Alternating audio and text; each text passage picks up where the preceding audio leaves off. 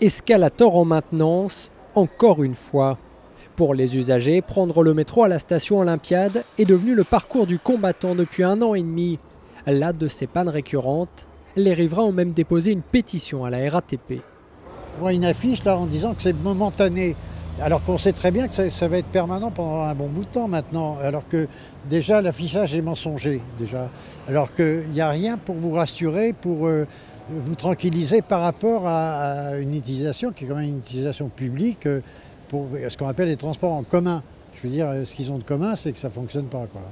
Un cas qui n'est pas isolé. Sur le réseau de la RATP, une trentaine d'escaliers mécaniques fréquemment en panne vont devoir être remplacés 7 ans seulement après leur mise en service. Leur point commun, des marches 10 cm plus larges que les anciens, censées augmenter le flux de passagers.